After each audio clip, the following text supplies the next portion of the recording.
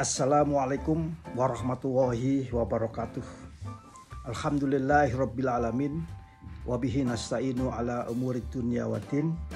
Wassalatu wassalamu ala asrofil anbiya'i wal mursalin Sayyidina Muhammadin wa ala alihi wa sahbihi ajma'in.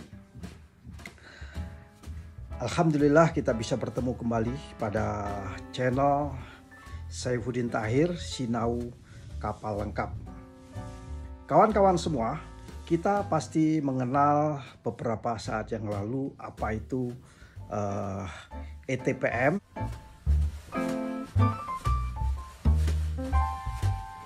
yaitu Emergency Towing Procedure Manual. Emergency Towing Procedure Manual ini adalah merupakan satu buklet, satu buku, buku yang digunakan untuk melakukan tata cara melakukan towing yang dibutuhkan secara emergensi.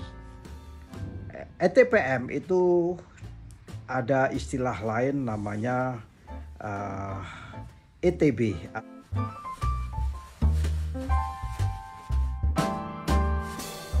Emergency Towing Booklet, sebenarnya dua istilah ini sama. Jadi kalau ada yang bilang kok tidak ada ETB, kok ada ETPM, kenapa kok ada ETB nggak ada ETPM? Sebenarnya dua istilah itu sama, semua dua istilah itu sama. Inti daripada ETPM yang namanya Emergency Towing Booklet itu adalah satu buku yang memang kita gunakan untuk menyusun kegiatan yang terkait dengan kegiatan tarik menarik suatu kapal yang bisa dibutuhkan pada saat kondisi emergency. Nah, yang saya akan sharing kali ini ada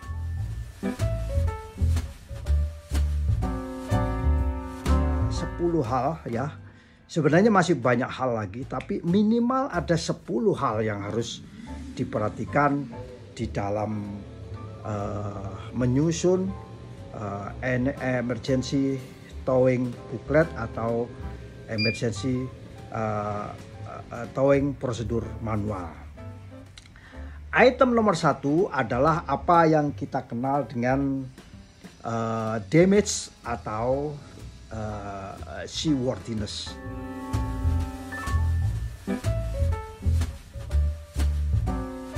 Jadi suatu kapal itu harus menunjukkan bahwa kapal tersebut dalam kondisi seaworthiness.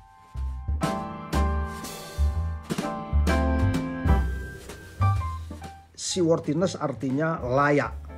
Dari sisi construction-nya layak, dari sisi equipment-nya layak, dari sisi radio communication-nya layak. Kalau terkait dengan penumpang harus ada namanya passenger safety, certificate.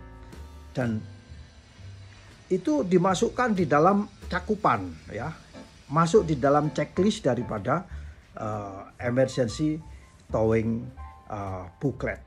Itu item yang pertama. Bila ada kerusakan harus tahu bagaimana cara melakukan perbaikan atas kerusakan tersebut. Jadi item yang harus ada di dalam emergency towing booklet nomor 1 adalah terkait dengan damage atau terkait dengan seaworthiness suatu kapal. Kedua apa yang kedua? Yang kedua adalah status of steering gear.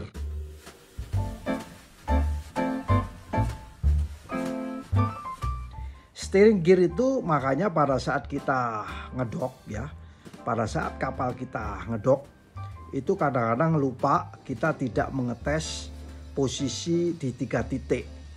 3 titik pertama yang ada di kemudi sendiri, di galangan itu selalu ada kemudi yang bisa kita lihat secara fisik di lapangan.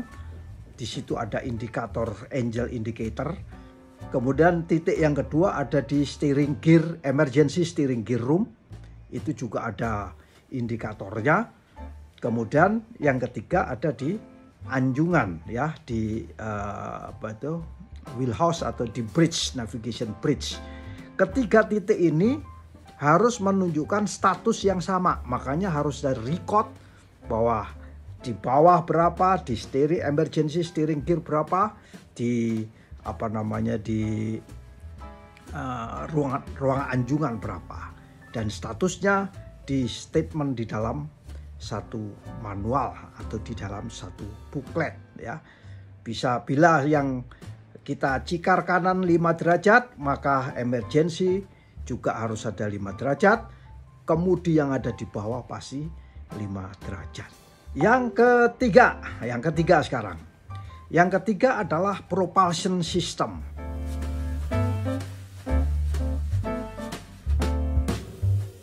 Jadi sistem propulsi. Sistem propulsi itu mulai dari propeller sampai steering tube, kemudian gearbox dan permesinan. Ini ada namanya prosedur ya. Prosedurnya harus dimasukkan di dalam emergency towing booklet. Kalau ini tidak dimasukkan, maka ada satu item yang kurang di dalam emergency towing booklet. Bagaimana melakukan emergency terhadap kondisi propeller yang patah, misalnya daun propeller patah, atau steering tube mengalami sirkulasi oli ya, tekanannya mungkin kurang dan lain sebagainya ya, atau mungkin terjadi kebocoran di steering tube ini, atau di gearbox sendiri, atau di mesineri. Makanya emergency towing booklet ini juga melibatkan pihak masinis atau chief engineer ya, melibatkan kepada chief engineer. Yang keempat ya, sekarang yang keempat adalah terkait dengan onboard deck power ya, on deck power system, namanya on deck power system. Jadi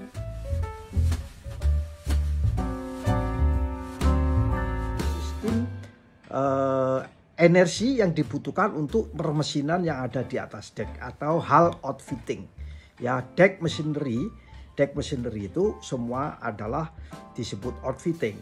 Nah, itu membutuhkan power. Nah, powernya ini ada namanya sistem. Jadi on deck power system itu harus ada. Bagaimana prosedur dalam menyalakan untuk winch ya, powernya bagaimana kalau mengalami satu trouble, ada prosedurnya. Yang nomor 5 adalah onboard towing equipment, khusus untuk alat-alat towing ya. Kita harus punya list alat-alat untuk towing ya, mulai dari tali tros, termasuk winch, semuanya peralatan pendukungnya itu masuk disebut dengan onboard towing equipment. Itu harus dimasukkan di dalam emergency towing booklet atau emergency towing prosedur manual. Yang keenam ini adalah disconnection system.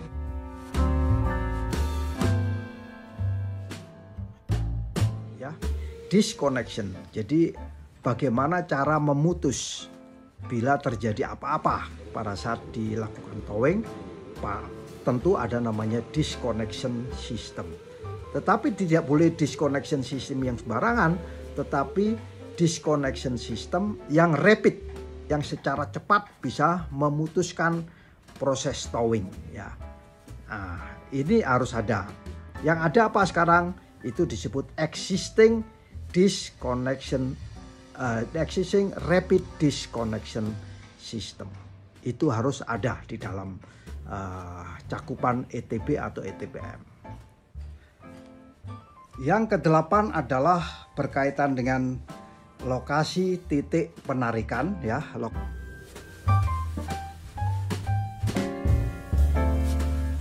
Titik menarikan kapal, baik yang ada di anjungan maupun yang ada di buritan ya.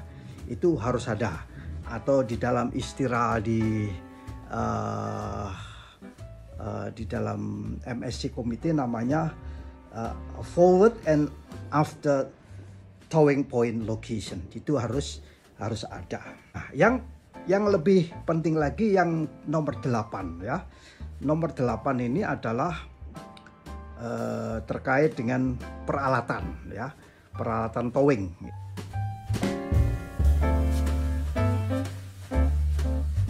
Semua peralatan towing harus didaftar dan dimasukkan sebagai bagian daripada daftar peralatan towing. Yang kedua adalah connection point, titik-titik yang menjadi connection point harus dimasukkan di dalam daftar titik-titik yang menjadi connection point.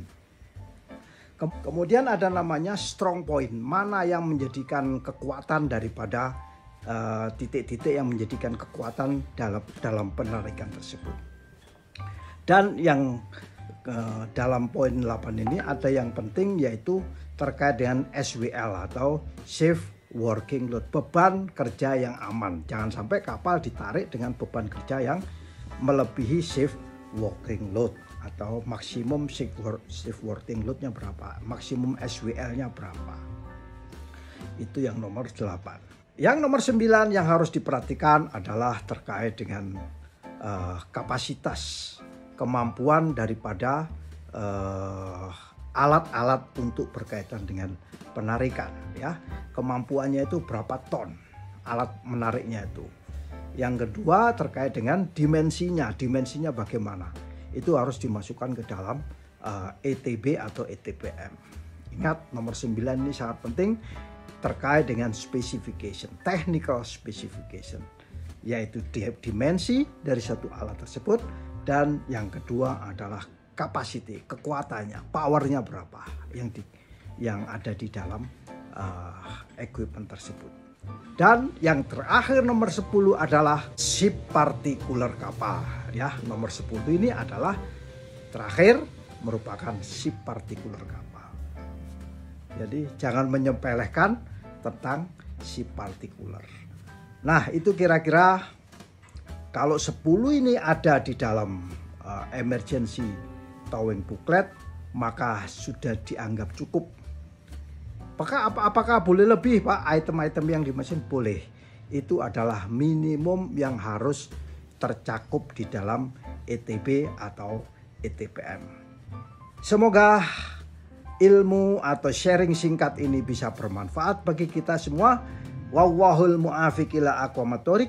Wassalamualaikum warahmatullahi wabarakatuh.